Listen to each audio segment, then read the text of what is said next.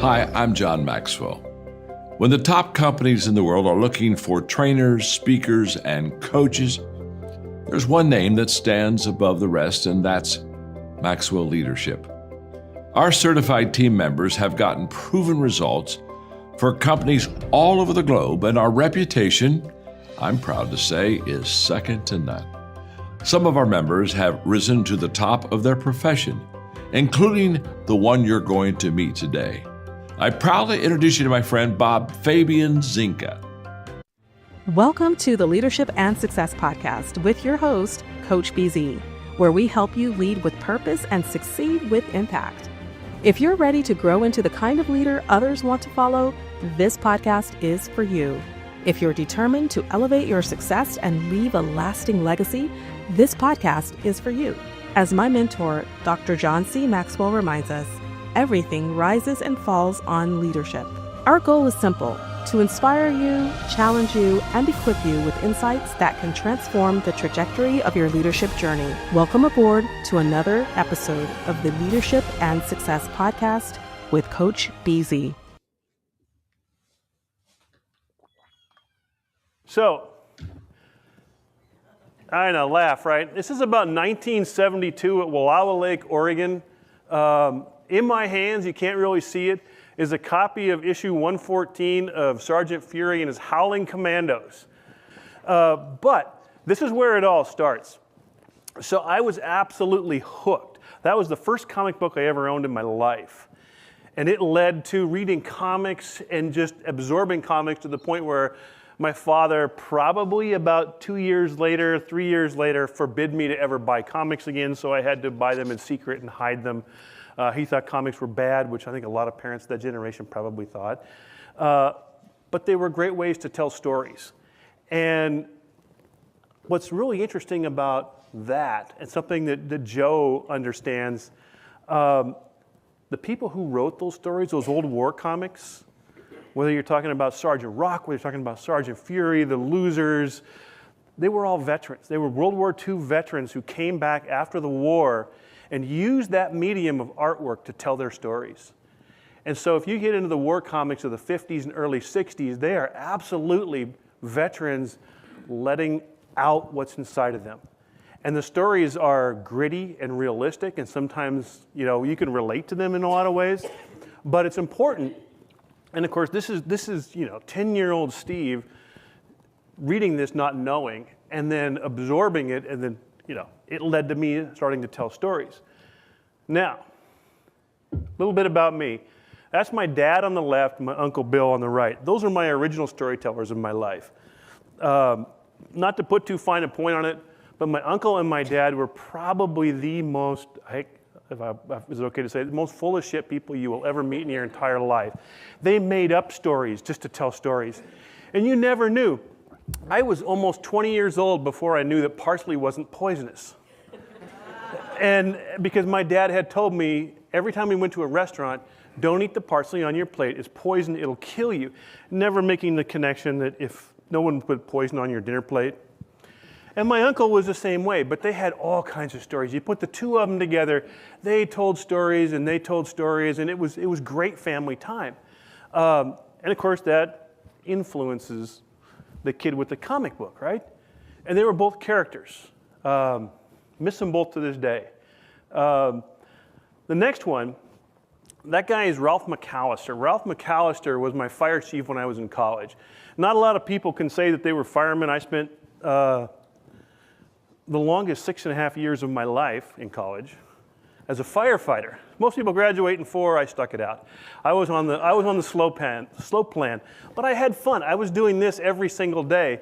But the chief was also a great storyteller.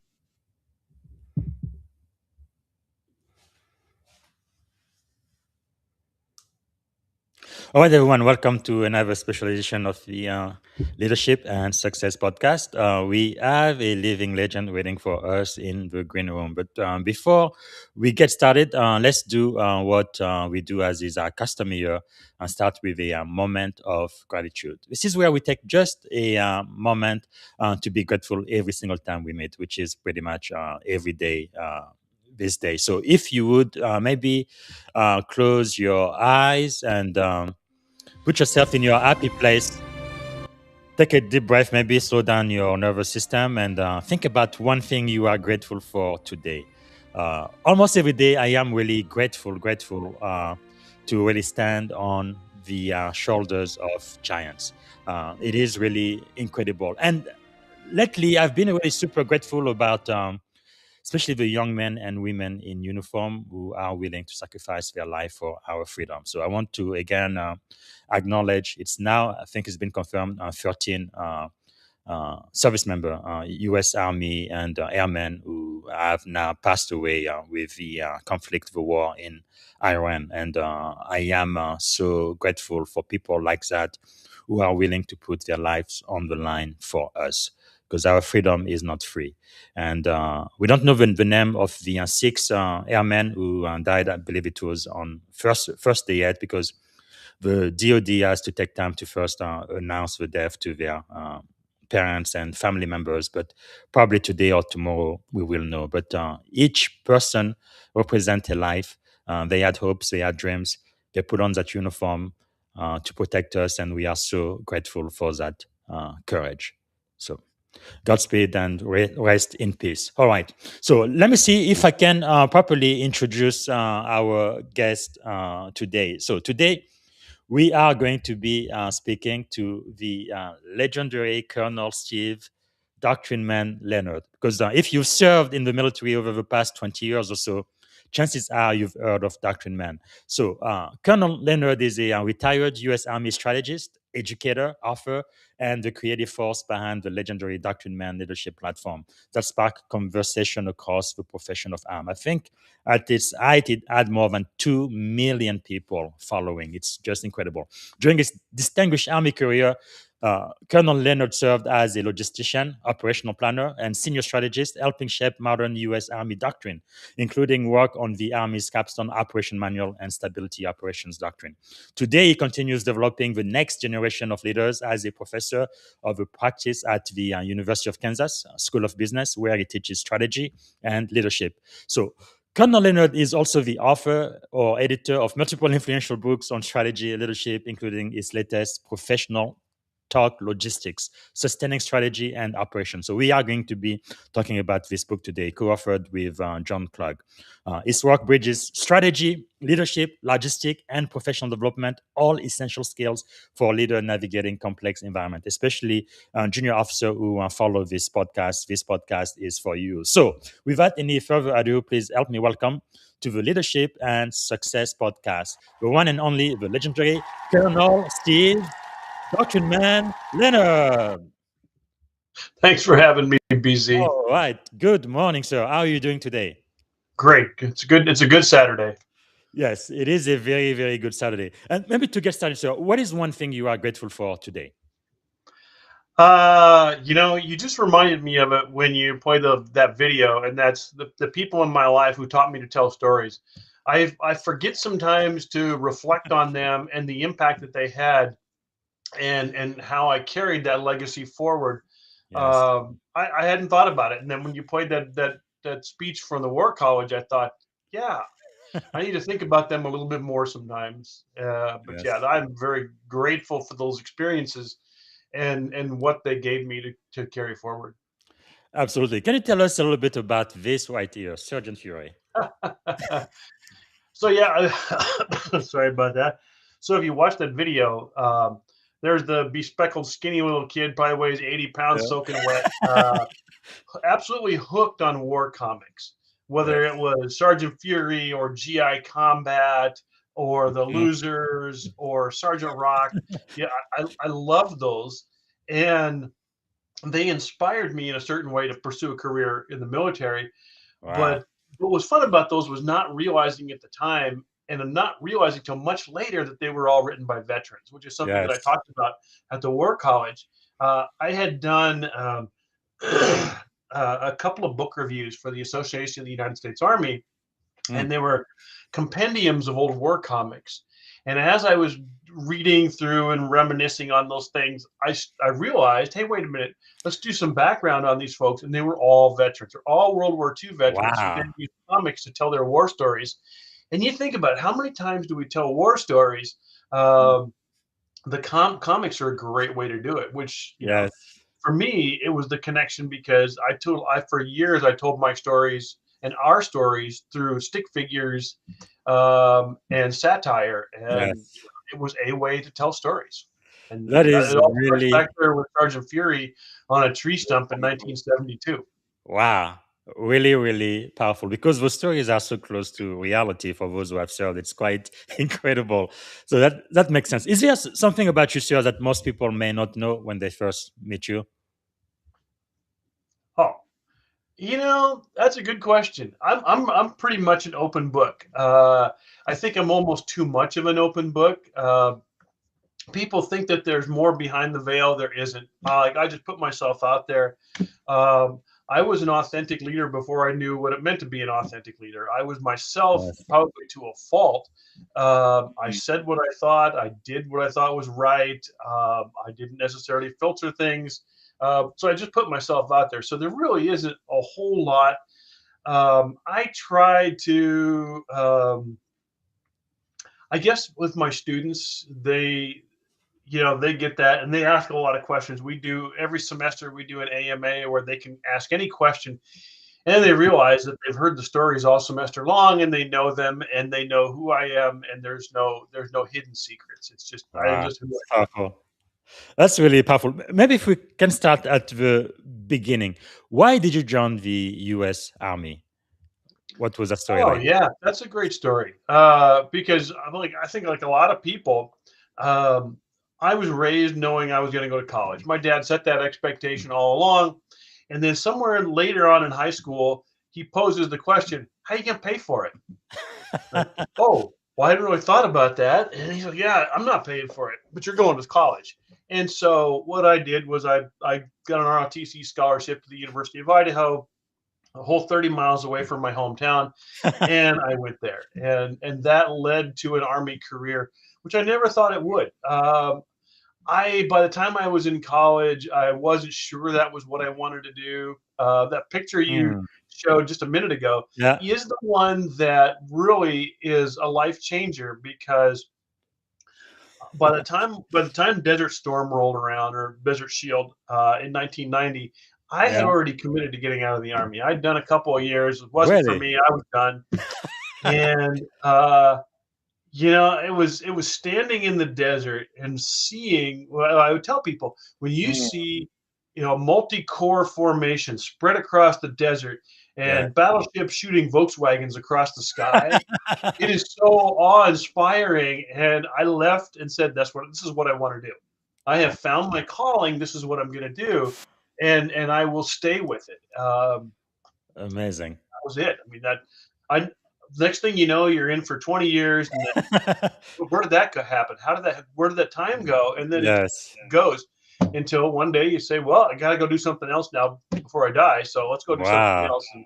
And so, I mean, it's not a spectacular story. It is literally standing in the Iraqi desert in the midst of Operation Desert Storm, thinking, Mm, man, this is pretty cool. I want to do this. I want to keep doing this. I like this, and amazing. I'm inspired by it. Um, and then I just stayed with it for the next, I don't know, 24, 25 years. Wow. 26. Now, Yeah.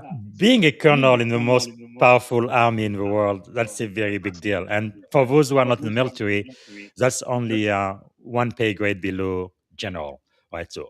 So for those who meet you for the first time, colonel, what early experiences kind of shaped the leader you became long before you wore the rank of colonel? Oh, so this also is a good question, because Well, I, so, I must tell you, you're gonna be saying it's a good question over and over again. So let's just skip that's that. okay. So this is I tell people that I'm a casual observer of the human race. And so at every level, I watched, I listened, I learned, Mm, and I wouldn't say I take notes, but I logged everything. And so my first senior NCO that I worked with, he and I used to spend countless hours together, and he would just share things with me, and I grew from that. Warrant officers, senior technicians, same thing. I learned from them. I learned from my early commanders, um, and then at every level, I found that person or people who had the most to draw from, and then I Mm. pulled in those lessons. I still stay in touch with the man who was my executive officer when I was a lieutenant, Wow. because he and I spent countless hours together, and we still talk about that. And and just Powerful. throughout my entire career, I pulled all that in, um, and then all got, it all gets filtered and distilled into what my own leadership philosophy is, which is just an amalgamation of experiences with other people and drawing lessons learned, seeing what works, seeing what doesn't work. Uh, but all those leaders shaped me. And I Mm. usually can name names. I'm not going to do it today, but there's so many names out there that you can say, well, Yes. I learned this from BZ, or I learned this from Admiral McRaven, or I pulled this from Sergeant Dennison or Chief Hunley or whatever. You pull all that stuff together. And the funny thing is, I actually listened to people's words. So years later, I can remember exactly what you said in a certain situation, and Wow. it's still spinning in there. And that's really fun to go back and write about that, because I Yes. think people like to know that we all have outsized influence if we stop to think about what we're doing, and how positive you want that influence to be is absolutely something you control. And Yes. that's a tremendous responsibility, but you carry that as a leader at any level. Like, how are you influencing people? Yes. And so that means drawing the best from around you to being the best leader that you can be, because really it's about taking care of other people and being the leader that you would have Mm. wanted for them. Powerful, powerful. And for most people who are watching in the military space, I'm talking about officers. I guess this is about what, only 4% of officers end up being senior officer of 5 and above. But generally speaking, I think it's true for most people. You start as a tactician, and when you become a mid-grade officer, probably an operator, and then when you are a senior officer, more than likely a strategist. So in your career, though, you kind of began your army career as a logistician before becoming a world-class strategist. How did that operational background kind of influence the way you think about leadership and strategy today? It's interesting, because it's part of what the impetus was behind our book. Mhm. And it was, as a junior leader, I was fortunate to be a logistician, but I was, at the same time I was a lieutenant. I was getting a master's degree in what we Wow. would call data analytics today. And the logistics field is all about data. Yes. And to be an effective logistician, you have to be a master of data. You've got to understand data. You got to be able to pull the narrative out of the data. What's it telling you? Because your job is really to extend the operational reach Mhm. of whatever force you're supporting, and hopefully prevent unexpected culmination. But that mindset of tracking all those different factors and seeing the long view, that translates really well to strategy. If Mm. you're really in deep and you're not reacting, because a good logistician is a proactive. I look at you, I know what you need a week from now. I'm going to make sure that you have everything you need, as opposed to reacting every time you ask. Yes. Really good logisticians, and I had this conversation with somebody yesterday about the best logisticians that I ever knew that transitioned to the strategy level, that were successful at the War College, learned really learned how to do that, how to Mm. capture everything that happens in the operational environment, and then think forward. Um, and a shameless plug for that book, my chapter, which was supposed to be about the principles of logistics, and it was, ended up being a chapter about how the great captains of battle were Mm. great logisticians. They figured out how to sustain long campaigns, which is not an easy thing to do, but Yes. that ability made them great battle captains. Alexander the Mm. Great is a good example. Rome, just across generations, Rome was terrific at raising leaders that knew Yeah. how to sustain long campaigns. They became an empire for that reason. Um, Wow. because if you can't sustain the fight, it doesn't matter how well you are at how good you are at the tactical level, you won't get there if you can't sustain it. And So that true. makes a difference. And I think that for me, that was a big part of my ability to transition towards strategy was my mind already thought that way. Mm-hmm. Uh, there's still a lot to learn, obviously, but it's easier because you already start to think that way early on. Uh, and this all comes up as a Yeah. result of I think there was an announcement made yesterday that they're going to relook how education is conducted at the War College. One too many people said we should teach war at the War College. Well, we do. The difference is we teach the strategic level of war, which a lot of Yes. people aren't comfortable with Yes. because strategy is messy, it's uncertain, it's Mm-hmm. complex, it's unpredictable, and far more so than the tactical level. And a lot of people aren't comfortable. They spend 20 some years Yes. mastering the tactics. And then you say, well, now we're going to teach you how to work with the State Department, Commerce, Mm-hmm. uh, the UN, other government agencies, Yeah. non-governmental organizations. And people's like, no, I won't go back to where I was comfortable because I could control everything there. Well, no, you got Yes. to learn this because this is where we fight the big fights, right? In That is theory, yeah. so true. So, how would you define strategy, sir? What are kind of the core element of strategy? Some expert, no, maybe I put myself into that. We feel like, for example, the latest national defense strategy maybe is lacking a little, maybe. But anyway, I don't want to specifically focus on that. But just generally speaking, sir, what So should I tell my strategy look students, like? so it's funny because I actually, when I teach strategy, when I teach business strategy, I teach competitive strategy that looks a lot like what we do in the military. Hmm. And I literally do the old ends, ways, means thing. Yes. Here you are today. Here's where you want to get. Here's the pathway you want to take, which are the means Mhm. or the ways, and then the means, all the resources, all the things that you need, time, money, people, equipment, Yeah. facilities, everything that you need to allow you to get there. Mm. And then you have to account for risks, obstacles along the way. It's not really complex on the Yes. surface. It's very linear.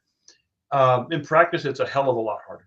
It's a lot harder. So true. But I get them used to it, and then we go through an exercise where I say, okay, we're going to start. You're going to set a personal goal, Mm. and it's going to be a quantifiable goal that you want to achieve, and you're going to show me how you measure it. What are the milestones to get there?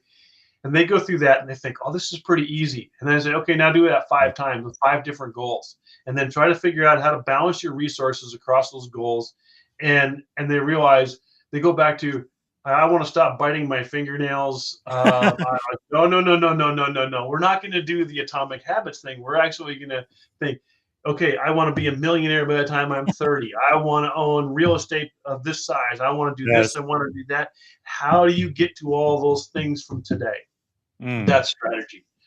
And oh, by the way, That's there's powerful. pushback all along the way.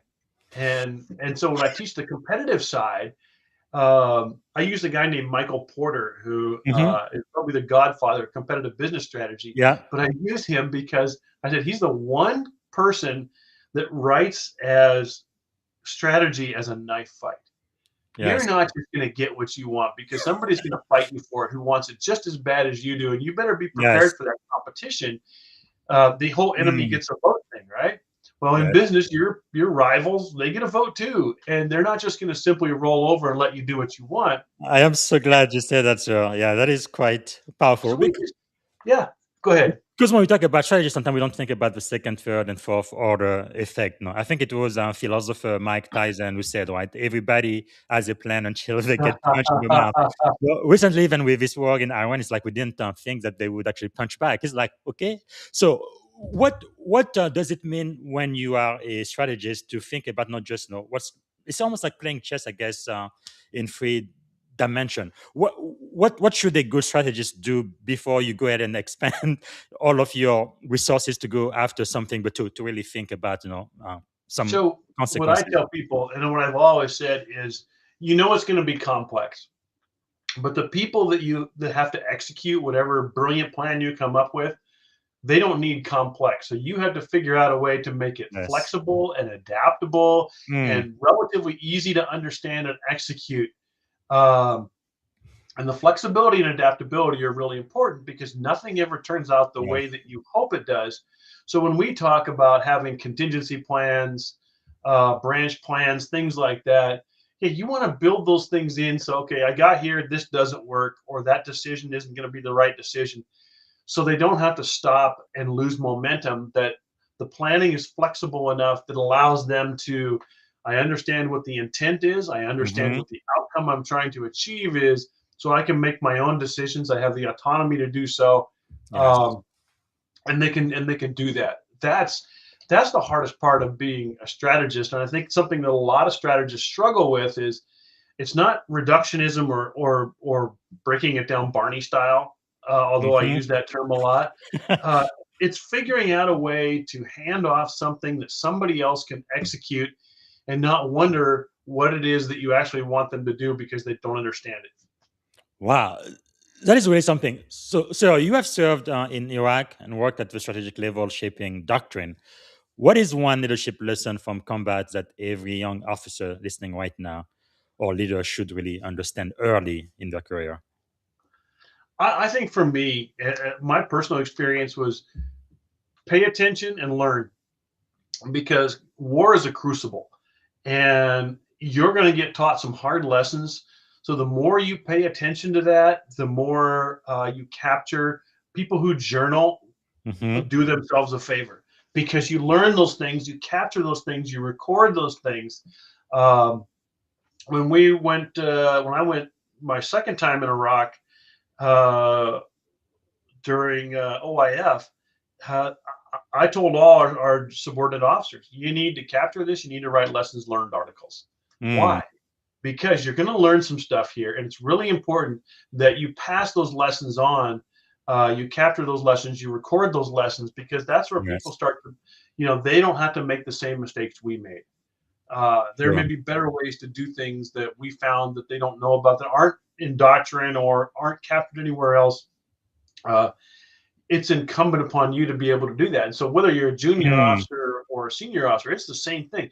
Pay attention, take notes, reflect on what's happening around you, yes. um, because you might not get another chance to get it right. So do what you can and learn from it. That is really quite powerful. What you just said. I mean, so many. I guess I call them golden nuggets. Just now, we've only been talking for about 20 minutes, but it is really impactful. I think because this really affects the people right now, doesn't it? Because I think for some people, like you kind of alluded earlier, they think strategy is so far out of reach and make it so difficult.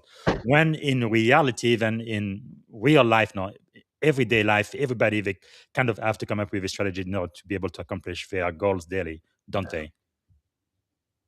absolutely. I think you nailed that perfectly right there. That's very well said. Yeah. Wow. So I guess the other question I have for you, sir, just based on your very interesting and outstanding background, because in your career you've worked with senior leader in the Pentagon, which it makes sense, but also Congress and operational command as well. What separates good leaders from truly strategic leaders, you think?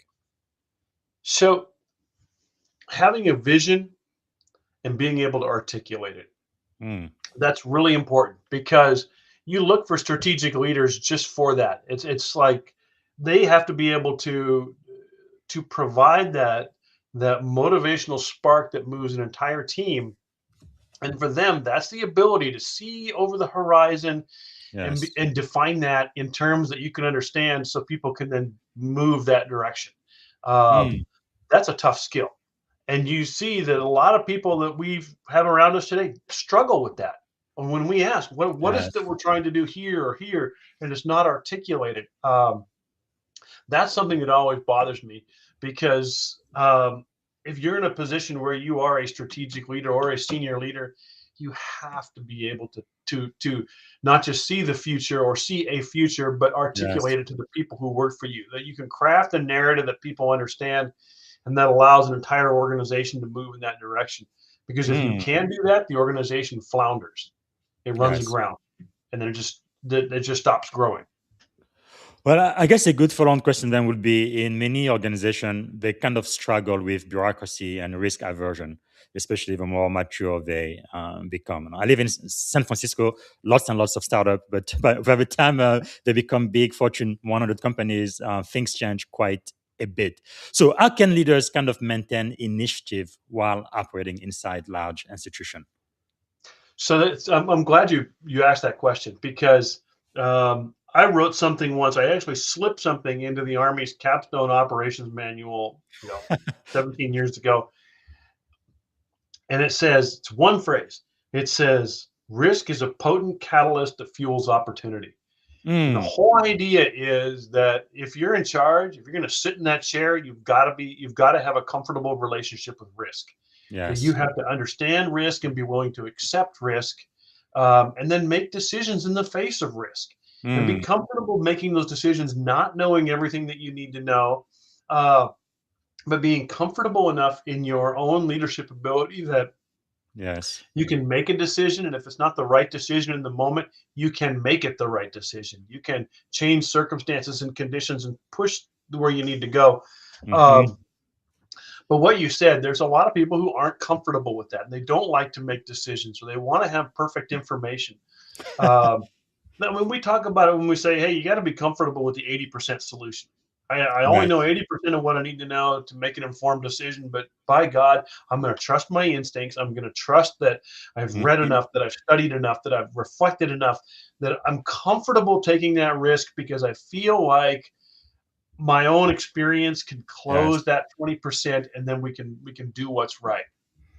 That's Wow. a that's a tough place to be, and I've worked for people who couldn't do that, who just froze in the moment because they were so concerned with that 20% or so concerned with being held accountable for a poor Mm. decision that they wouldn't make a decision, and Yeah, that and means an entire organization stops. yeah, that is really, really sad because in the green room we talked about the 13 principle. One of my primary mentor, General Colin Powell, and one he was saying right, 45 to 75%. That's where you absolutely have to make a decision because if you wait until you get 100%, it's going to be way, way too late. But yeah, I guess some people call it paralysis by analysis. Why Yep. do leaders need to really? I guess I don't know. In my experience, maybe it's based on your past experiences, but your instinct as well. But why is it so critical for a leader to really make a decision when they don't have 100% of the information to make that decision, you think? I mean, you already said it, BZ, and it's momentum, it's initiative. It's how do you keep the Right. organization moving forward? Because as you hit a decision point, you can't just stop and say, "Well, we're going to wait until we have more information to move forward." Um, because operational inertia is a real thing. And if you don't maintain that momentum, that initiative, then your rival, your opponent, your enemy is going to take it. Mm. And once you've lost it, you may not regain it. So Yes. you have to keep that in mind that the situation doesn't allow you the luxury of waiting for perfect information. Yes. And if you've done the thing, so what I talk about, and I learned this in an army school, the idea of mental models. So all the experiences, all the study that you do, that you build the mental models that help you make decisions. Um, then you take those mental models, you stack them up against your biases to make sure that your biases don't get in the way of making the right decision. Hmm. And then you just keep filling that well full of information. So when the situation comes up, you can be Yes. comfortable with Colin Powell's like, I just got to get in this zone and then I can make a Yes. decision. And Wow. then I can make it the right decision if it's not the right decision in the moment. Then I'm Yeah. comfortable doing so. And you'll build trust, you'll build loyalty, and your people will be happier because they'll know, hey, we're not going to stop. We're just going to keep moving forward. We're going to maintain that initiative. We're going to push that spirit of the offense forward, um, constantly, uh, and we trust that Coach BZ is going to get us there, Yes. and That's that's true. what we want as leaders. Wow. And I guess one thing I have learned is making a decision is better than making no decision at all. Yep. But even if you make the wrong call, you need to be humble enough as a leader to kind of watch over it and then make changes Yeah. whenever needed, right? So it's I mean, I guess it's not really that complicated, but I guess in practice I can see how some people may just not feel comfortable doing that. But then again, one of my mentors told me that's why as a leader you get paid the big bucks, so you have to make those decisions. Yeah. But If you're going to sit in the chair, Yeah, Yep. gotta Got do to the be job. able to do that. So you have helped write portions of the Army operational doctrine. I think we mentioned it 2 or 3 times already. But for leaders outside of the military, what exactly is doctrine, and why does it matter in any organization? That's a good question because a lot of people don't understand. And the simplest way to express this is doctrine is fundamental principles for how Mm, we operate, whether it's how you do intelligence, how you do operations, how you do logistics, fundamental principles, which really shouldn't change that much. So if you pick up a yes. piece of doctrine and you say, well, it's focused on the last war, it shouldn't be. And when I talk fundamental principles, I'm like, I use the metaphor of shooting a free throw. Yeah. Like you shoot a free throw, you build fundamentals on Yes. how you bend your knees, how you follow through, where the ball spins, how it goes off your fingertips. You do it so many times, you nail those down. Mm, So if you take that and you say, okay, now I'm going to apply those that spirit of fundamentals to war fighting, it's the same thing. The basic fundamentals shouldn't change that much. Uh, and the Marines are really good at this. The Marine Corps, if you pick up a Marine Corps manual, those things don't really change that much. They change a word here or there, yes. but the Marine Corps warfighting manual is pretty much the same today as it was 30, 40 years ago. There's some changes, but minor. The Marine Corps planning manual, same thing. Um, that is an exemplar for everybody to follow. And oh, by the way, the Mm, Marines can stick all their books in one box, right? They walk around with that little box of books, which the Army tried to do, but didn't really get to the same thing. yes. Uh, you get the average Marine officer, he can walk around with all the important Marine doctrine under his arm in one box or under her arm in one box. Boom, that's Yes. it. We've never Yes, got there. that is quite.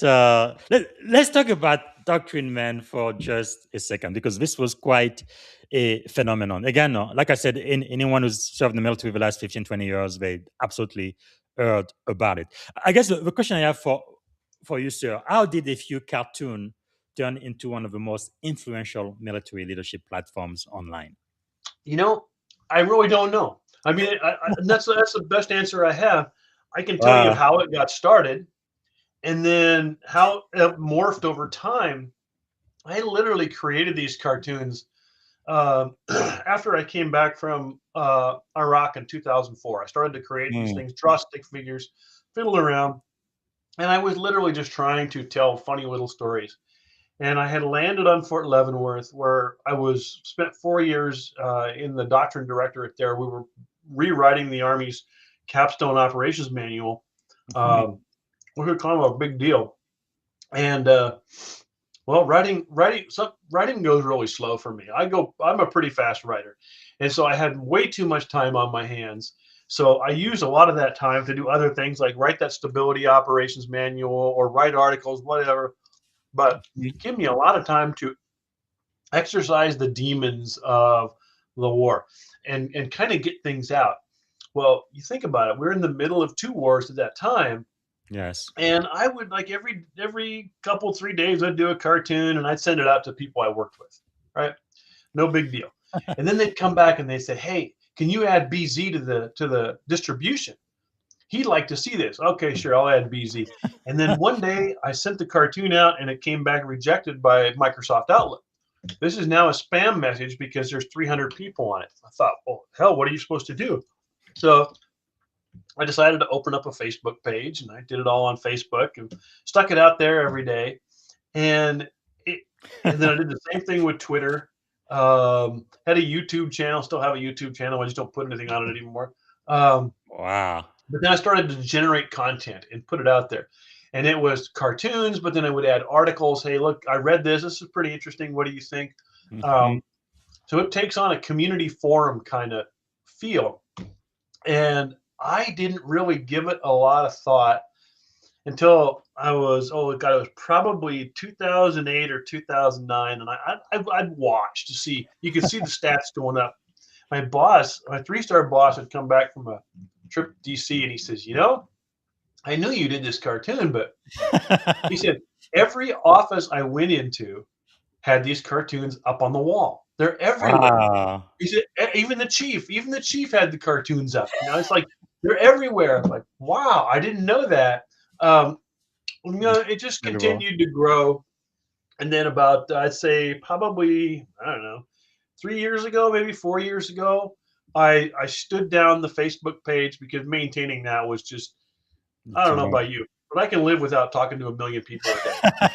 Um, Actually, it was and I more than wanted to two focus on million, other sir. things. But yes. But here I didn't kill the cartoon. I literally let it sit for about a year, um, and then decided to start doing it once a week again. And honestly, the cartoons now they just write themselves.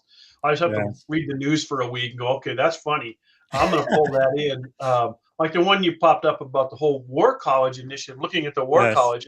Somebody going to the War College are actually going to go to the South Houston Institute of Technology, um, which is an old joke from one of my high school teachers. Um, but you pay your tuition in Bitcoin now when you go to the War College. There's little things like that that kind of play on what we experience, Yeah. but it's still fun. But I think And so it I think blew the up. genius And of it. go ahead. Yeah, I just thought the genius of it, I think, is really comedy and satire, right? Humor Yep. can really be a powerful leadership tool. And why do you think satire sometimes communicates truth even more effectively than official messaging does? It's our humor. Think about that. You spend enough time in uniform, we have a dark sense of humor, right? That Yes. we can literally stand over something that's awful that would horrify anybody else, and we can drink a near beer and talk and laugh and tell jokes, and that's just who we Yes. are. Um, and so satire communicates better. So you had like Bob on the Fob or Terminal Max, Hmm. uh, great mediums for just being satirical, but telling messages. Getting a message out there. So Yeah. there's a thread to every comic, right? There's a reason why those comics exist. And I don't know if you ever read much Bob on the Fob, but Bob on the Fob was literally people you ran into on the Fob, right? The guy who has to wear all the combat gear, the Mm. Geardo, the storyteller who every time you tell a story, he's going to tell one better than you. And then of course you get the whole thing with Terminal Max, which just what a great narrative over time. It was funny, but it Mm. was, hey, this is Marine Corps life, right? Yes. Yes. Um, we just do better. I think we do better making people laugh because we need that. I think inside we all need that. We all need that humor. Yes, especially in the military, unlike most organizations, sometimes it's, or most of the time, it's high pressure, high tempo, and also sometimes no matters of life and death. And if you couldn't find comedic humor, it would almost be unbearable at times, the life we live. And no wonder. I So mean, I got a story for you, yes, sir. and you made me think about it because the second picture of these are the people who told me stories. Mhm. Second one was my fire chief, and I don't know if I told this story when I talked about Ralph McAllister, but I had been on my very first ambulance call as a firefighter, brand new. Went out on a call with the ambulance, and somebody had died in an accident, and Mhm. this guy was taking his first vacation in 20 years. His family was up waiting for him. And we knew that the sheriff's office had to go do the death notification. It was a very somber moment. Mhm. And we had to transport the body from the scene to the coroner's office in town where they could declare death. And that was my first time with a dead body. And I Mm. was freaked out, right? It was a scramble. Who gets to drive and who gets to ride passenger? Because there was three of us, and somebody had to ride in the back with a dead body, and it was me. And we got back to the station, and the next day I was talking to the chief, and I said, I don't know how you get used to that. Mm. It's just so difficult. And he said, look, he goes, one day you're going to be eating a sandwich and leaning on a body and telling a dirty joke. And that's the moment that you realize you have come to terms with the gravity of what we deal with. Yes. And it just took a while to get there, but eventually you build up that skin, that armor to be able to deal with the trauma that's around you. And Yeah. really what happens is at the same time you build that dark sense of humor. And I Mm. brought that into the military when I came in. I already had that. And I was thankful because when we dealt with situations that were like incredibly grave, I was already comfortable with those by Yes. virtue of past experience. So you say, who shaped my life? Well, that fire chief shaped my life. That experience allowed me to deal with death in a much different way. Mm. It doesn't mean I don't have feeling. It just means I deal with my feelings differently. Yes. And I also think that helps because, um, when it comes to things like post-traumatic stress, Hmm. if you've already built up that armor, you can cope a little bit better. You've built up those coping mechanisms and you deal with things better, and you know how to I don't want to say vent the stress that builds up inside, but you prevent it from coming back again and again and again. Um, I have different ones. Like my time as a firefighter, I have lots of horrible memories that come up at Yeah. night, but none in the military. I was totally comfortable by then. But Yeah. that was, there you go. Our sense of humor traces back for me to a fire chief who, Yes. here's how you deal with death, son. Really quite insightful. I guess that would definitely apply to first responders as well, and the police too, right? Law enforcement. They deal with a lot of crazy that the average American doesn't have to. So before we end this segment on Doctrine Man, I want to make sure people know exactly where they can still get it. I know it's no longer available on Facebook. At one point, it was Twitter and YouTube, but it looks like LinkedIn is going to be the new way you reconstruct that. Can you tell us about that, sir? Yep. So all you have to do, honestly, if you go out and ask Chat GPT to chase it down, hashtag Doctrine Man, you'll find probably everything. But you can also go on LinkedIn, do the same thing, trace the hashtag. There's also 4 or 5 different books out on Amazon that have the earlier cartoons. So the new ones are not published in a compendium, but the old ones all are. So you can go out and find all the old ones. They're out there. 10, Thank you. $15 will buy you a paperback copy that has, 3, 4, 500 cartoons in it. And it just traces Fantastic. over the years. So, So they're all still out there. You just got to look for them.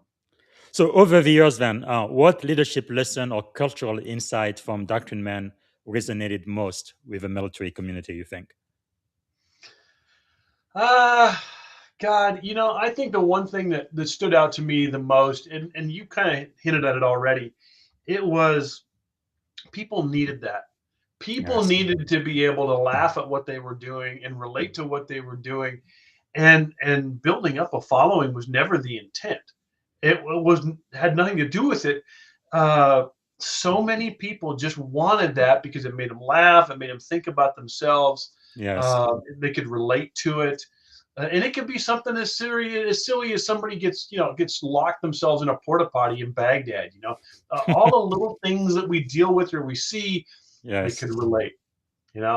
Air Force guys in Exactly. their big watches, Navy guys in their whites. You Yes. notice every Navy guy in my cartoon always wears whites. Uh, it's just all the little things that people relate to. Yeah.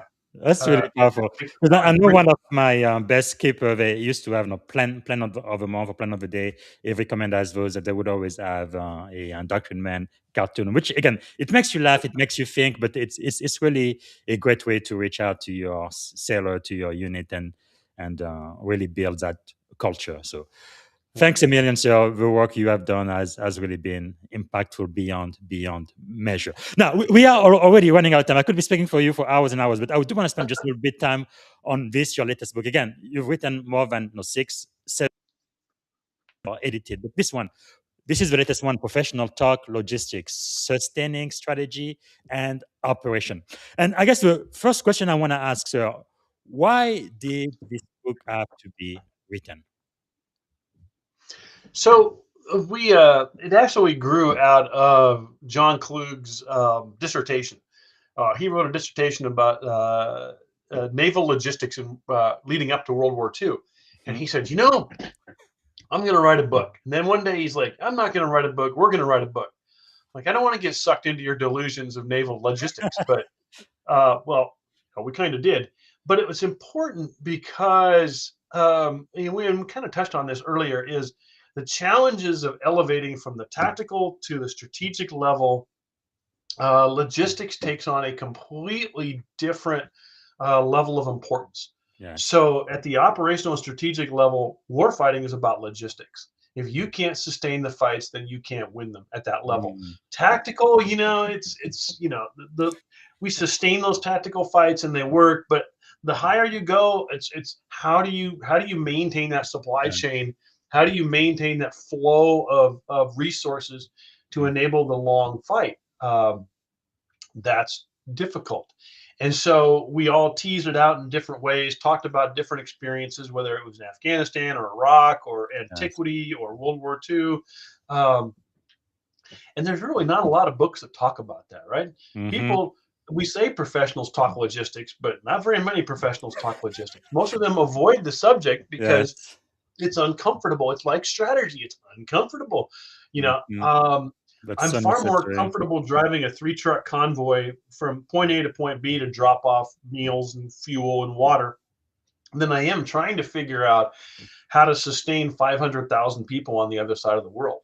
Yes. Wow. That's tough, right? That's a world difference, and Yes. we deal with that. So it helps to have something. We thought it would be a good resource. I don't know how many people buy that. I have many copies somewhere around here. Um, Yeah. and we're already working on a new book with the same publisher that is going to take uh, great battles through history Mm. and then recast them as leadership case studies. So you get a case study, you get a synopsis of the battle, and then a Yes. facilitated, basically a teaching note that like Mm-hmm. here's the questions you ask after people read this. Here's the maps. Here's this. Let's Wow. talk about it. So it's kind of based on the idea of doing a staff ride, Yes. but case study driven. We'll probably have 12 cases that trace from Medigo in Mm-hmm. antiquity to we did have the Battle of Kiev on there, but I don't think we still do. I Wow. wrote mine on the Battle of the Yadrang Valley in Vietnam. Uh, That's so outstanding. but we're still recruiting our writers, so we haven't really got started yet. We signed contracts last week and got that one moving. Wow. And oh, by the way, there's going to be a sequel to Too Boldly Go. I Mhm. still have to get the proposal finished and back to the publisher, but I think we're going to take that book, which was using science fiction as a metaphor for leadership Mhm. strategy, ethics.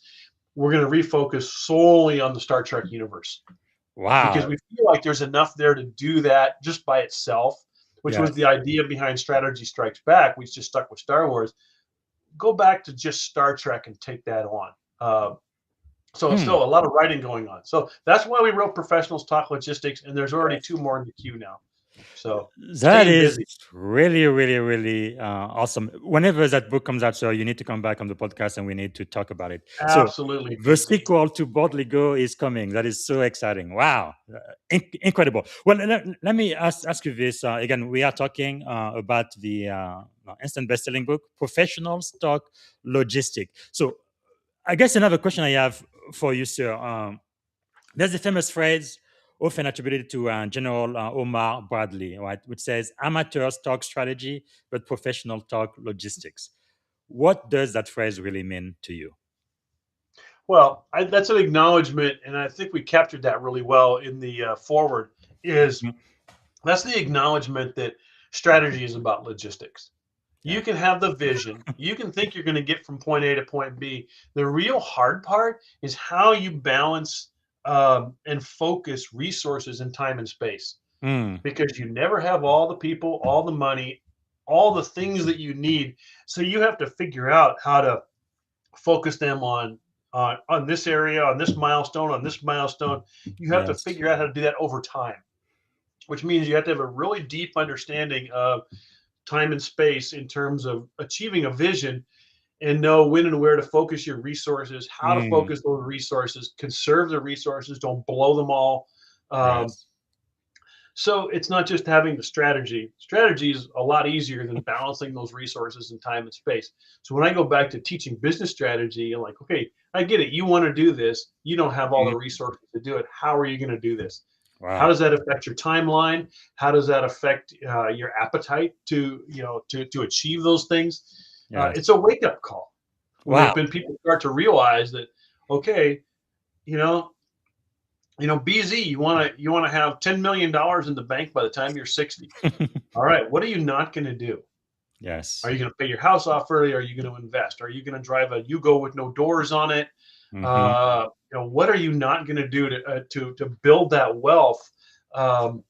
It's tough, and it's not just a matter of saying I'm going to get 10 million bucks, because neither one of us are going to be NFL draft picks this year.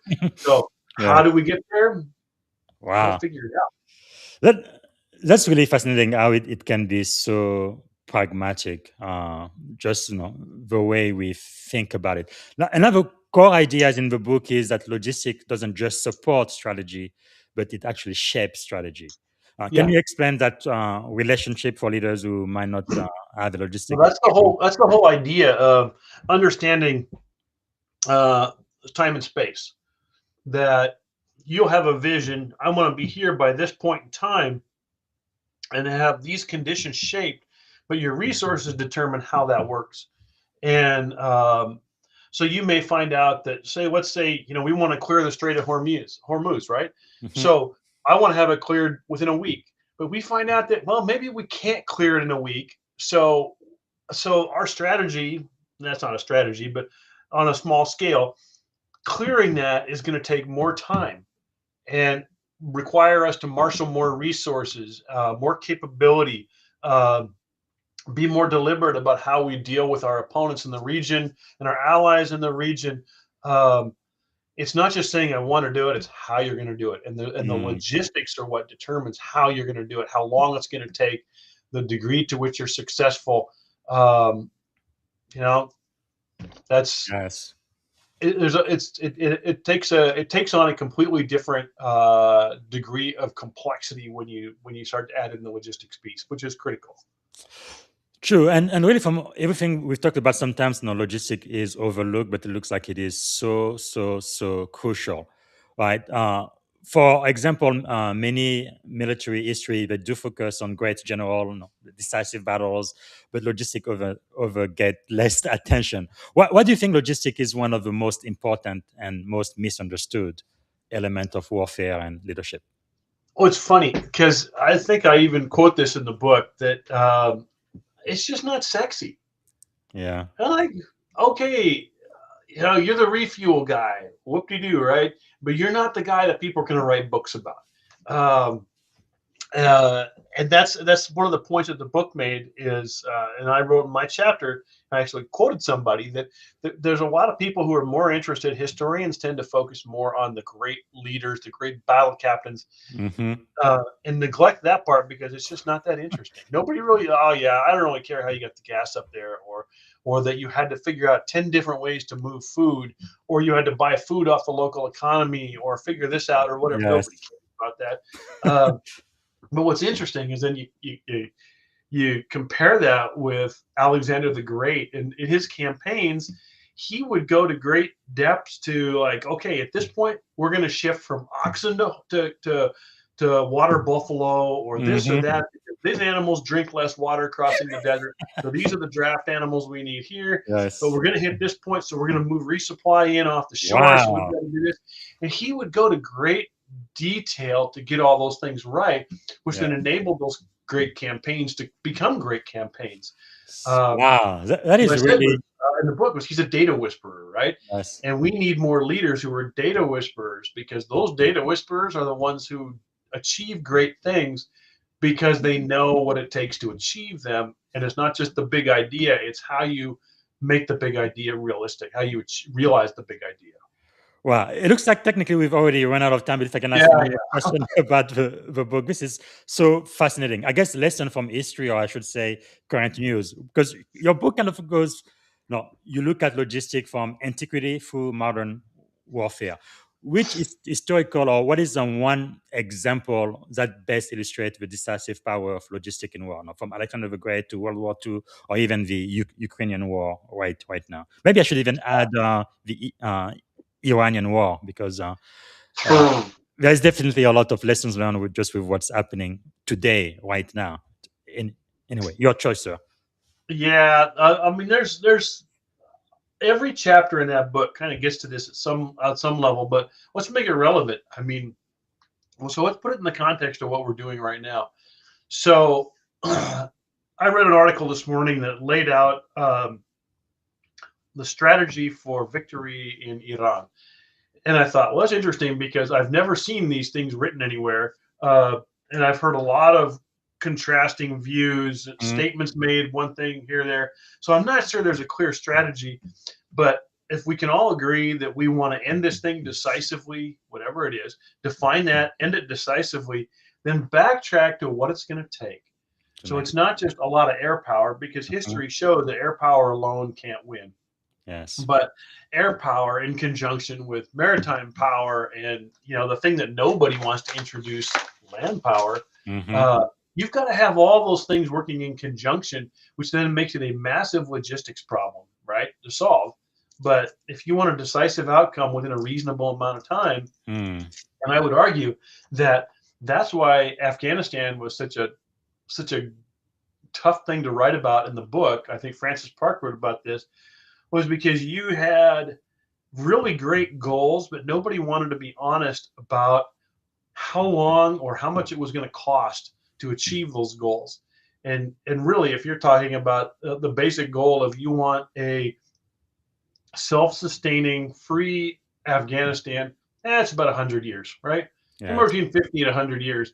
Well, if you walk into Congress and say, well, we need to be able to be funded for 100 years, they're just going to laugh you out of the building, right? Yes. So we didn't, but that was the reality. And we don't like to talk about that in the moment, because that's the logistics of it. And nobody wants to ask, hey, what's it going to take to do this? Well, it took us a long time, and, we're a good example. So if we're really good, 50, 75 years, how about that? No. And trillions of dollars. No, we're not spending that. We could have avoided 20 years in Afghanistan by just being honest up front. Yes. Wow. And go ahead. That is really quite insightful. Maybe the other thing, just thinking through it. So it's true, many times our leaders don't really want to make the decision they absolutely need to make in order for us to actually win, or do what it takes, because it might be political suicide, I guess. But I want to take it extract it from one level even higher to that before we even make such a decision. For example, in my lifetime, the war I fought, part of the reason why I decided to join the Navy was after 9/11. No, I am not a lawyer or anything, but in my humble opinion, I felt like the Iraq war was really immoral. That's my opinion.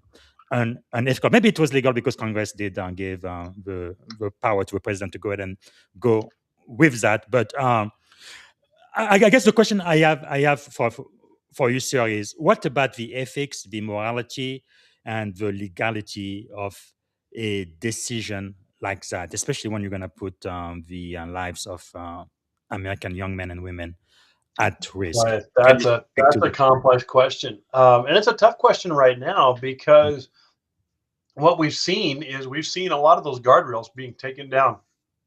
So the senior lawyers that were in place when the administration came in, they got rid of them all. Stood down the civilian casualty office for all intents and purposes, basically starved it out. That doesn't mean that we're not going to make mistakes, and that's going to happen, but you want to minimize that.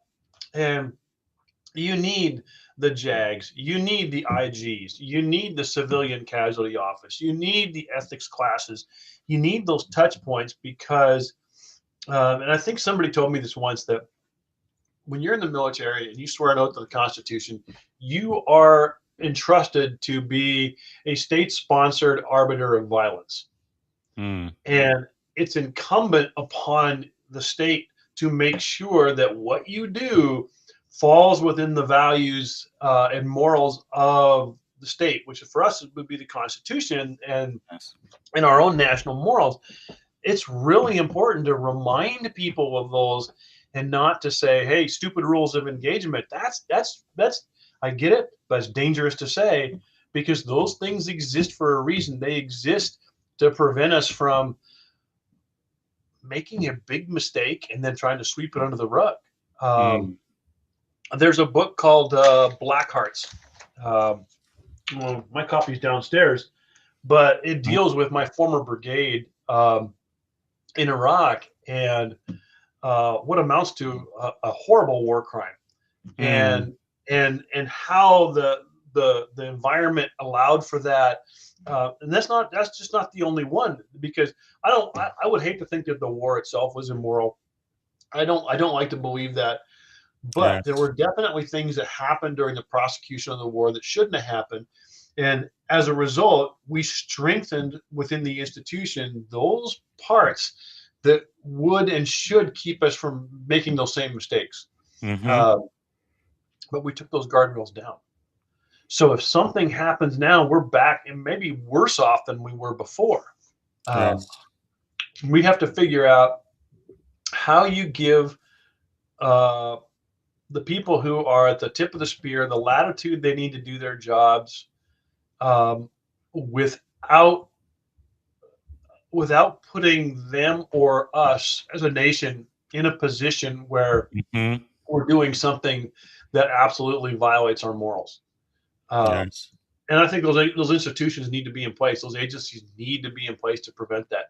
Uh, I have a Mm, picture of the march to Baghdad, where we're going through Momadaya. And Momadaya was one of the 3 points of the triangle of death later on. yes. When we drove through Momadaya on the way to Baghdad, we were greeted with cheering crowds. No more than 3 days later, we went back to Momadaya and we were giving out food. And Mm, one of our trucks got burned to the ground, and we were lucky to get out alive. And it was an interesting point, and it because what we learned from that is the whole idea of the golden hour, the yes. ability to, okay, we're here, we have a very limited time to make a positive difference on these people, or we lose the momentum. And we lost that momentum really quickly. You know, war fighting wise, we were okay, but it was what comes next. And there's Mm, a lot written about that. There's a great book by a friend of mine, Kevin Benson. The name of it escapes me right now. Uh, but he was a planner involved in the post-war phase planning of Iraq, mm-hmm. the plan that was thrown out at the 11th hour when the CPA was brought in to run things. And you had a really well developed plan that had a lot of cultural knowledge built into it, um, Yes. being led by somebody who had spent a decade in that country and understood the people and the challenges. And then you brought in somebody who'd never been there before, gave him like what, $9 billion or something like that, and Mm-hmm. said, save the country. And then you end up disbanding the army. Yes. Uh, God, well, all the decisions that follow. There's three key decisions there that followed, but Mm-hmm. you have somebody come in who essentially sets the stage for sectarian divide and conflict. And Yes. there, expectation of our, yeah, Yes. yeah, good, Mm, great book. I actually had Kevin come and talk to our school when this book first came out. I mean, yeah. some of it's lost on 21-year-old kids that were born after 9/11, Mm-hmm. but it's the idea that if you want, if you want to fight a moral war, it's hard to say a moral war, but if you want to fight a moral war, then there's certain things you have to do, and you have to think it through. Yes. Um, you can't keep people from dying necessarily, but you can minimize the horrors that are inflicted upon the civilian population. If Well, you thank can you so offer to much think about that. for Yeah, sharing. So this, I mean, I know it is not easy. It is a tough question. I think that's why we need to have more leaders who really think through all of these things before they make decisions that will impact the economy, the people, and every thing else. But it's it's uh it's not easy to be a leader. Let's just put it that way, because some decision you're gonna have to make. Nobody is going to agree with you yeah. 100% of the time, for sure. All right, I've already taken too much of your time, so if I might, maybe 5-10 minutes to take this plan down. Great. Okay, let's switch over the last segment of the shows where I try to get into your mindset, so I kind of see which leadership principle you have used that have helped you be as successful as you are today. So one of the first questions I like to ask is, what do you think is one of the greatest lessons you have ever learned in life, in leadership, in general? Oh yeah. So the greatest lesson I ever learned is one that I start off most discussions with, and that's that it's not about you, it's about them. And that Mm, was something my first platoon sergeant, who was an E7, taught me early on, was that if you want to be successful, that's the first thing you have to learn. It's about them. So you focus your efforts on taking care of your people and making sure they have what they need to be successful, and they'll take care of you. But it's not about you, mm, it's about them. And that whole idea of servant leadership wasn't a term back in the 80s, but that's what it was, right? And mm. so that's the most important lesson I ever learned, and one that I share with everybody is whatever job you do, just remember you're the one looking out for them. You have to take care of those people. Wow. And what do you believe, sir, is the secret of your success? From the army, retiring as a colonel, of course, Doctrine Man, and having at least 7 books, probably more, and just everything you have done and accomplished, being again a professor. Why are you so successful, sir? So my kids would tell you I'm a workaholic, but I think it's different. No matter what I've done or where I've gone, I've always tried to make a positive contribution. Um, and I mean, it doesn't mean I always am, or I always do, but I try. And that idea of service to others and service to the organization, service comes first. Mm, Approach it with humility. The institution, there's something bigger than you out there that yeah. helps tremendously. And I can honestly say my path to through the military was not always the easiest, but you figure it out. You work your way through things. You learn a lot along the way. Yes. As long as you do that first thing, take care of everybody else. They'll eventually take care of you. They'll come back, Mm, and they're there for you. Um, and no matter what happens, if you try to take every day and make it the best day possible, not just for you but for everybody else, at least if nothing works out, you go home knowing that you made a difference and you feel yes. good about your efforts. Powerful. Don't Wow. worry about awards, those kinds of things. Just do the best you can do. Yes, the awards will take care of themselves. It's incredible. So, what are you learning now, sir? Oh my God, what am I learning now? I never stop learning. So that's a funny thing is you never stop being hungry. You never stop learning. Um, there's literally something I learn probably every day, whether it's a tiny thing or a big thing. Um, Mm, I tell you what I'm learning. I'm getting really good at using artificial intelligence. Um, so I'm like deeply competitive by nature, and I have like typically I go into the spring break, which we're on spring break this week, or summer break, and I overhaul my classes. I like fix little things. Well, I realized that I can take an exercise or something that we do in class, and I can completely overhaul the thing in an hour, something that might have taken me a week before. I can overhaul it, edit it, get it back up and running, really turn it into something special. Um, and it just comes down to good prompt engineering and knowing what you want and being willing to iterate and help the model get you there. yes. Um, it's funny because if you'd asked me 6 months ago, I didn't do a lot with AI. Now I Yeah. just came off a panel discussion last week where I'm like, okay, here's how this works, and here's how I use it, Oh, and here's the output. I literally I had an ethics based survival game where you're in a ship, you hit an iceberg, you only have enough space on the rescue boat for 6 people, but you have yes. 12. Who goes? I'm like, Mm, that was a good exercise. Students had fun with it. I gamified yes. that thing through Claude, and I turned it into a Starfleet exercise where your Wow. ship gets a gravimetric mind and goes down. You have 4 rounds. Every round, the group leader gets personnel files that nobody else sees that Hmm. changes the dynamics. And then you get a message from Starfleet that also fiddles with the dynamics, but everybody sees. And as the Wow. leader, you have to influence the rest of the team based Mhm. on what you know without telling them what you know, Yes. to influence decision making. And then it goes through, you get like 10 minutes, 10 minutes, 10 minutes. Wow. And it's super gamified.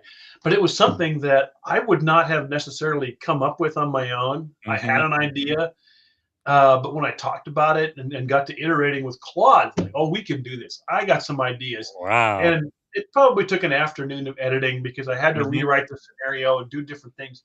But Yes. what the output was fantastic. And then I realized, hell, I Hmm. can do this with everything I do. Um, ask me again a year from now, and I'll probably be Max Headroom. If you remember Max Headroom, um, I will have changed myself by then. But yeah, that's Wow. what I'm learning now. Well, let me ask you this. I guess this semester I am now officially an adjunct professor at California Science Technology University. Now, one question every professor is asking themselves: do you allow your student to use Gen AI for their homework or not? Absolutely. You do. Okay, fantastic. Yep. Many But I professors put don't. guardrails up. Okay, what So are the guardrails? I tell them, like, okay, here's how we're going to do this. Here are the guardrails. Like, you own whatever you put out. So if you put Hmm. out something and the sources are not accurate, Yeah, I'm going to find out because I check sources. hallucination. Yeah, If you list things that then are revealed to have been pulled, the AI pulled it from some source and didn't cite it, yeah, you failed to cite a source. And yes, so, yeah, and by God, don't let it do your thinking for you. Trust yes. yourself. I always have like one or two students who wait until the 11th hour, and I can always tell because I can see the Yes. time they turn stuff in. Like, Hmm. okay, you waited till 11:59 to turn in an assignment that was due at midnight. I can look closely because now I know what you did. Yes. I let them. And we're doing an exercise right now where they're doing strategic analysis, internal and external analysis on a company. And I told them to use AI.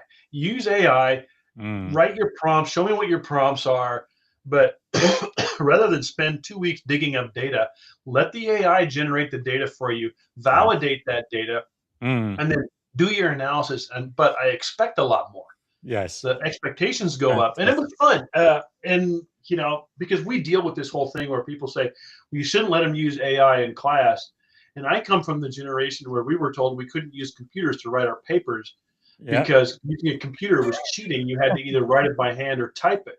Yeah. Uh, Even a calculator too at one point. But yeah. we still have people who won't let people use calculators. Like, why? In the workplace, you're going to have a calculator. You're going to have Excel. Exactly. You're going to have these tools. Better to teach them how to use them correctly than to forbid Fantastic. them. Well, I'm so glad we are aligned on that because pretty much I had two guardrails. One is definitely human oversight, but then you also have to give Yeah. attribution.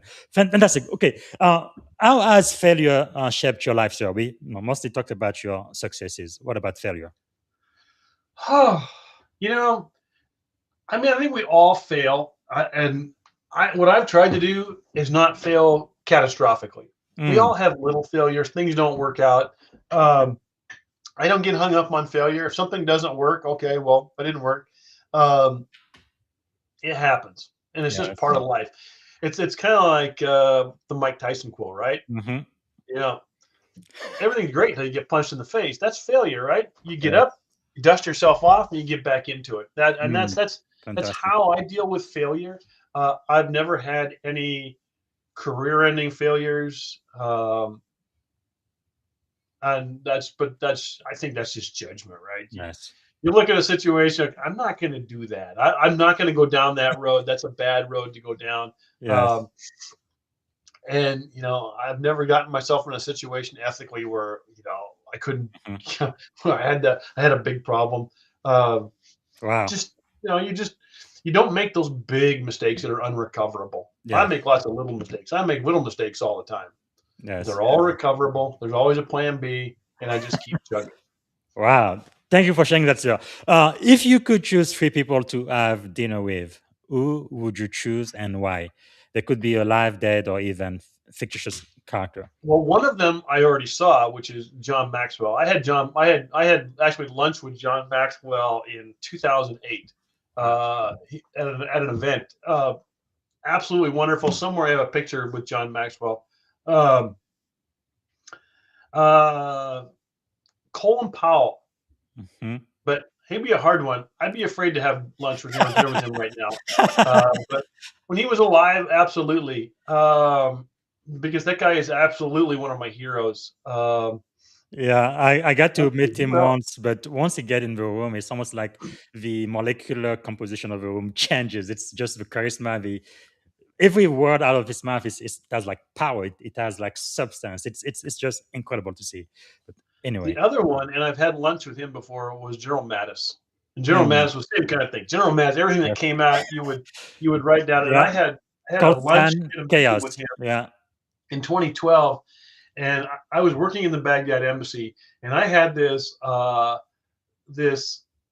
unenviable job of I was running basically a professional development program to build professionalism and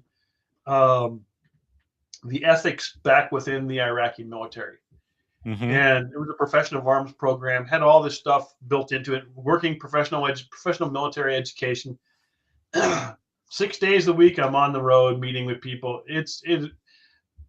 I knew my boss appreciated it, but everybody else was working foreign military sales. And we're sitting there briefing General Mattis on what we do, and everybody's going around, I sell F-16s, I sell tanks, I sell this. It's like, what do you do? And I'm like, I'm responsible for professional military education and the professional ethic. And he said, that's the most important thing anybody's doing here. Absolutely. He said, I'm just like him. that's more important. He said, if you get that right, everything else will follow. Wow. But that's the foundation of the future of the country. I felt really good about it, until my peers started to give me crap. But he was absolutely right. He's the warrior monk. He understands that it's how you grow leaders is more important than so much else. If you get that part right, that's the fundamental principle. Get those things right with people. That's the future. That sets the future on a positive path. Yeah. That is so right. And by the way, he doesn't seem to be using social media at all. I'm trying to get him on this podcast really, really, really bad. But if anybody listening out there has a number or something, General Mattis would really be welcome here. It's incredible. Okay. I know you read a whole bunch of books. I think what I need to do, sir, is get a suggestion of books from you, a recommendation. I'm going to create like a digital library of books that you recommend. But I know going through your LinkedIn page, like already today, we did talk about Michael E. Porter, I guess, the godfather of strategy and competitive advantage. I think on strategy, right, by the Harvard Business Review is the one article that pretty much changed the business world. Now, you've also mentioned just today Black Art by Jim Frederick. Why should my listener read this book? It's a really dark book, but I think it's an important book for understanding some of the challenges that we had. And this, honestly, the events that they talk about are part of the impetus behind standing up off an office to try to reduce civilian casualties. It's just a very dark story, though. This is a great one. I love this one because, it's one of the common myths of the Iraq War is that there was no plan for post-invasion. There absolutely was. It's just the Secretary of Defense at the time threw it out and went a different direction, which was ill-advised. But, if people are in charge, people are in charge. They do what they do. But that's true. Kevin was on that planning team. General Beagle's book, great book. But he's also, he is one of the most genuinely human people out there today. And he has a great social media presence. Love that. That was a great book. I have a running joke with the general. He needs to send me a check because I keep recommending him to everybody I meet. So, General, I know you must be listening out there. Add more money to that check, please. And what about this one? Patriot of Forever. That's not a new book. That book's a little over a decade old, but I thought it was relevant to what's going on now. And a lot of people don't realize how much history we have wrapped up in Iran. And Mohammad Mossadegh was a democratically elected prime minister who nationalized the Iranian oil industry. So before he was elected, the money that came from oil, the oil itself was taken from them and exported without their control. He had a vision, but there were challenges even then. I don't think he wasn't suitable for the West. I don't think the British particularly liked him. He was not deeply loved by the theocracy that ended up being in charge by 1979. Wow. So we overthrew the CIA overthrew and MI6 overthrew his government in 1953 and installed the Shah. And the Shah was not, not exactly what they needed either. They needed something that, they lost their freedom. They lost a lot Yes. of that. And that in turn leads to the 1979 revolution and what they became, and you think about it, going through history, we had a lot to do with who they became and who we're dealing with now. We shaped that. Mm. Through a lot of inconsistent foreign policy. Yes.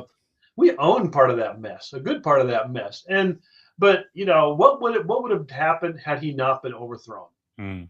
And also, That coup had not taken place. It's just a good what if book. yes. How could things have been different? Would they have been different? How long would he have lasted? Would Iran today be different than it is if we had not overthrown his government? I don't know. Also, speaking at the strategic level, sir, with the conflict that's going on right now, it looks like we got rid of a lot of people in our government who actually knew the Iranian culture, the people, their history, the language, and so forth. I guess trying to save money somehow, but it would have definitely made a big difference in the way we conduct the conflict. But anyway, what about this one, the Enlightened Soldier? Oh, the Enlightened Soldier really deals with professional military education and how you got to be a strategist or a planner to appreciate this one, because this one really deals with what it takes to develop the mindset that can do that kind of thing. Powerful. And Crusade? Rick Atkinson loved this book. I love this book because I fought this war, but it's either that sitting right down there. I can see it from here. Yeah. There's a couple of them like this that I really like. You get a much broader perspective of the Gulf War. The Gulf War was that was my formative experience as a lieutenant, right? Yes. Now, you have so many books. So I'm going to end with this one because, like I said, we are out of time. We need to have a separate podcast, so just you and I going through all of the books you recommend. This is just a lot of wisdom. Let's do this one, last one. General. So I like this book because this is my old boss. I worked for General Chasm probably for a total of almost 4 years. Wow.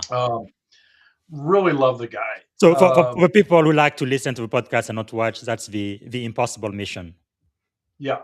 So the Impossible Mission deals with what our mission was post 2011 Iraq.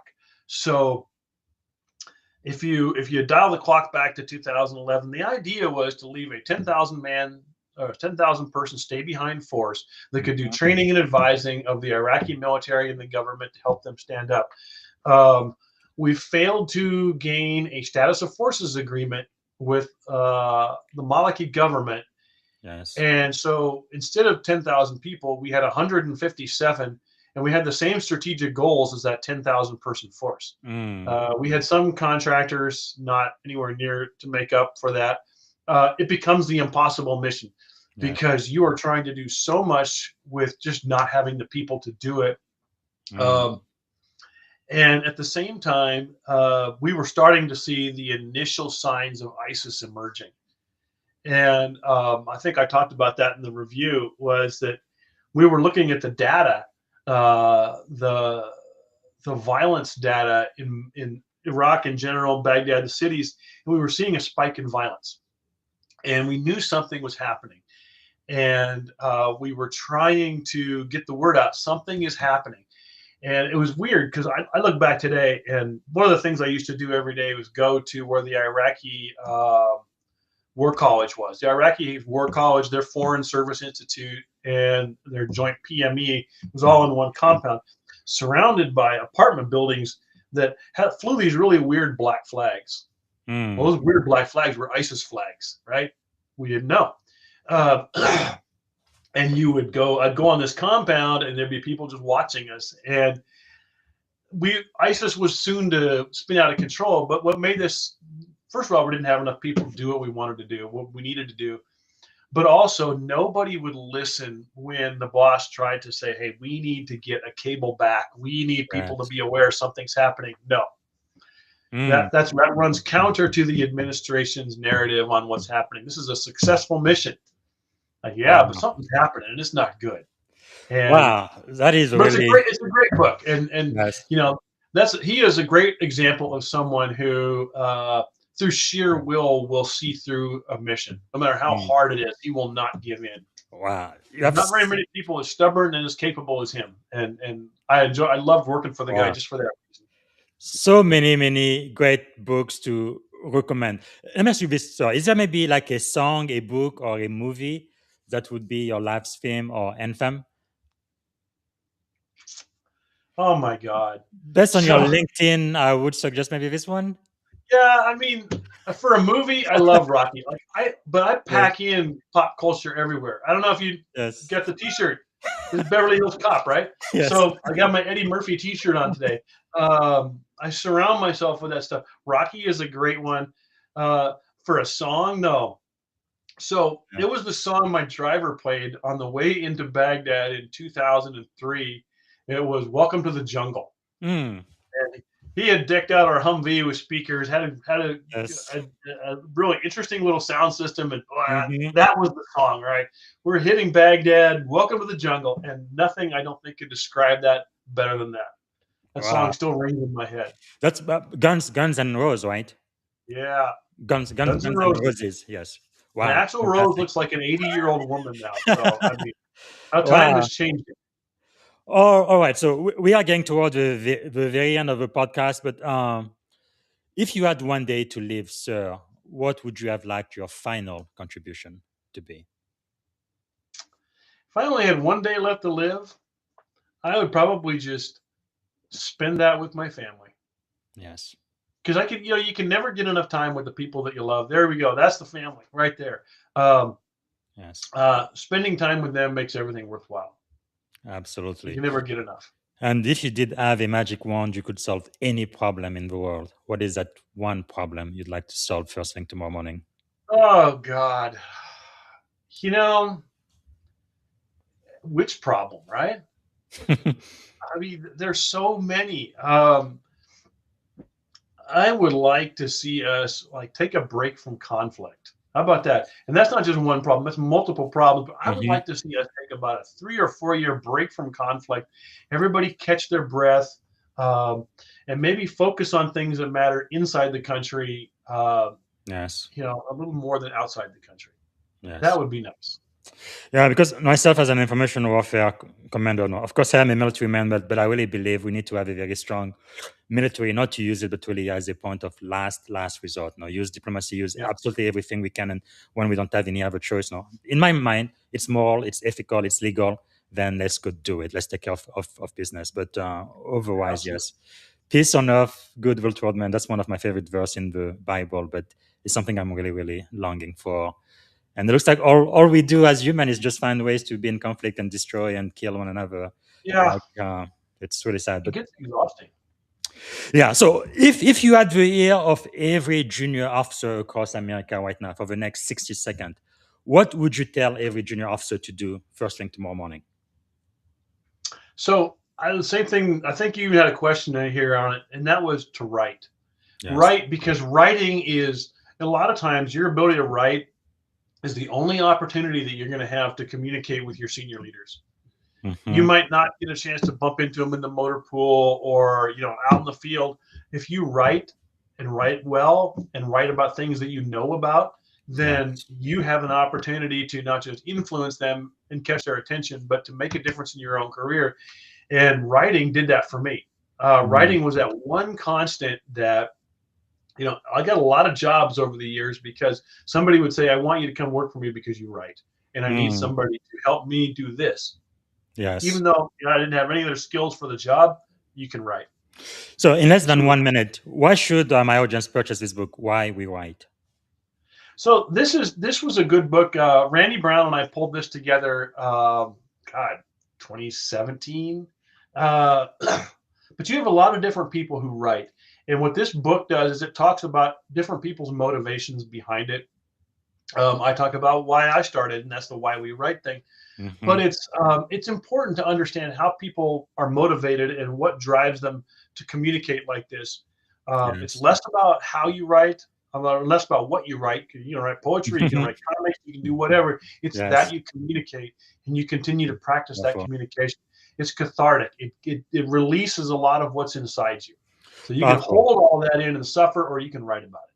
Another huge achievement, sir. I believe you are one of the co-founder, right, of the Military Writers Guild. Yeah. Fantastic, man. Do you have any time, sir, to sleep? People My always goodness. ask me that. All I right. made time for you, brother. Thank you, So thank I you, have thank you. time. So grateful for your time today. Is there a question I should have asked you, sir, that I didn't get a chance to ask?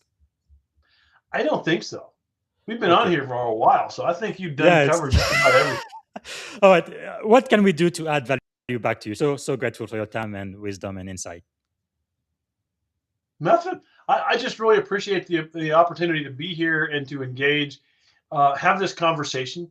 There was a time when we couldn't have done something like this, and to be able to Yes. spend some time with you on a Saturday morning and just chat about what matters and what's important, that's really valuable for me. Well, everybody, you need to follow the channel on LinkedIn that Stephen Leonard one. And no, of course, today we talked about this book. Get a copy of all of his book if you can, but especially this one, Professional Talk Logistics. And I think why we write as well could literally change your life. Okay, this is pretty much it. So we are at the end. Other question I asked, but I know I've already abused your time so much. But I do want to end on a positive note, though, because sometimes we talk about some leadership subjects that are pretty heavy. So I want to end with a something positive. What is something you are feeling optimistic about in 2026? Oh, I feel optimistic about the youth that I see around me, and that was one of your Yes. questions.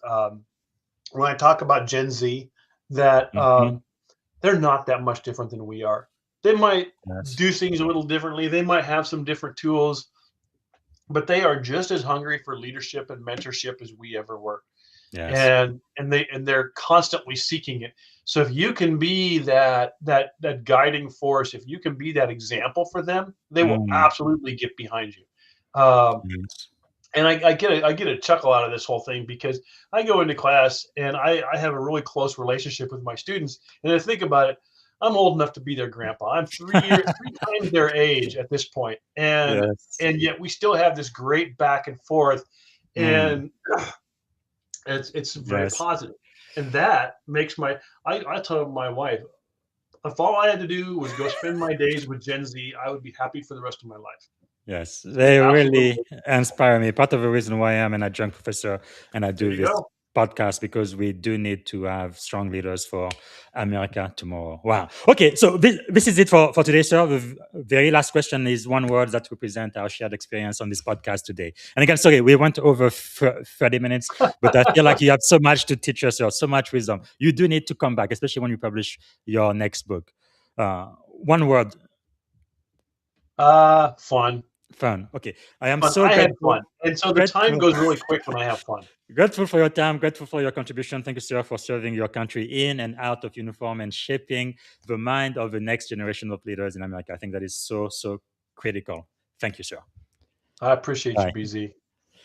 All right, everybody. Thank you so much for hanging with us. This was quite a fascinating podcast. Like I said, we don't always talk about easy stuff because I think as leaders, you do need to make the hard decision sometimes and really think things through, especially when the lives of people are going to be in play. All right, so follow the kernel. Like I say, get a couple of his book. I definitely recommend Why We Write and the one we talked about today, Professional Talk and Logistic. And you can follow him on social media. And I especially like the Doctrine Man cartoons. They are so fascinating. You get humor, but you actually get to learn a leadership lesson as well. All right, so this is going to be it for today. At some point, I'm going to get back to studying the book of Proverbs. I think we've done chapter 18 last, so chapter 19 is going to be next.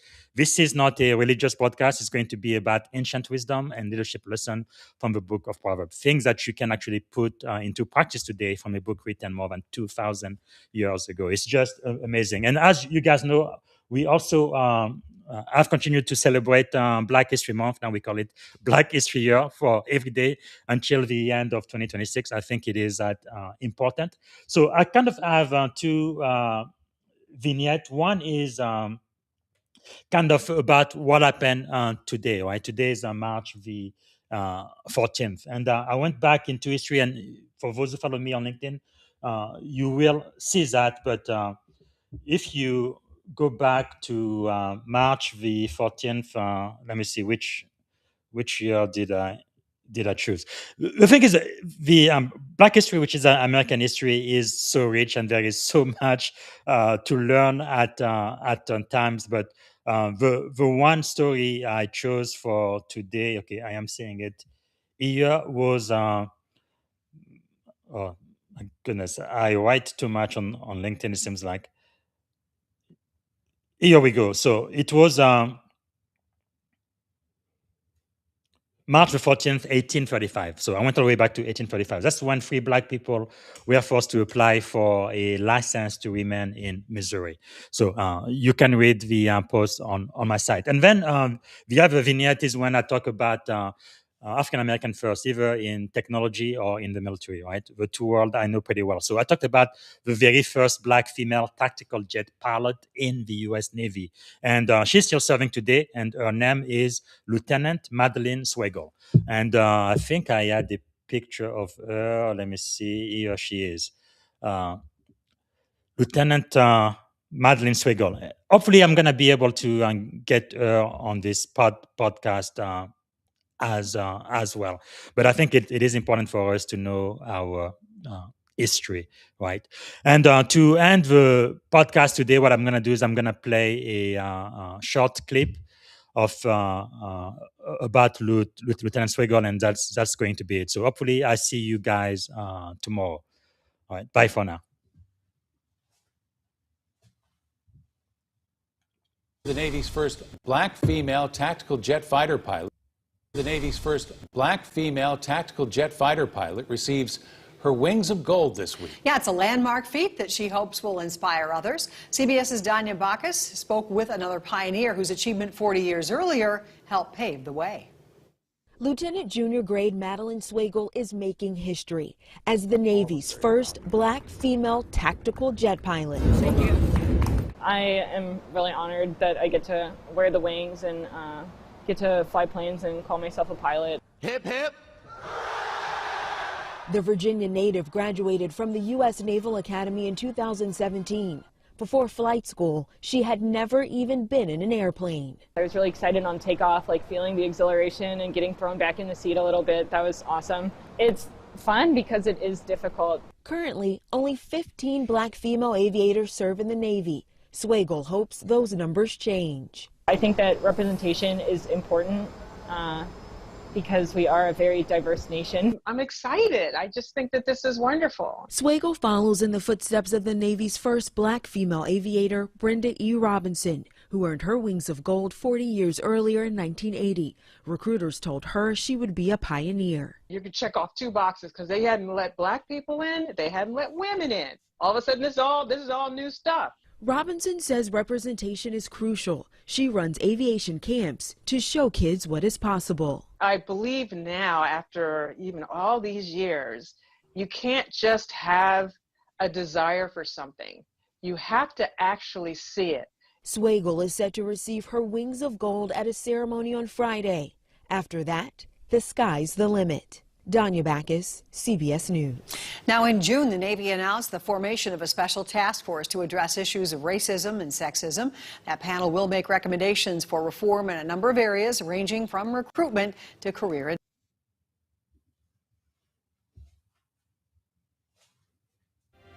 Thank you for tuning in to the Leadership and Success Podcast with your host, Coach BZ. If today's episode added value to your leadership journey, be sure to subscribe, share, and join us again for more wisdom nuggets on how to lead better and achieve greater success.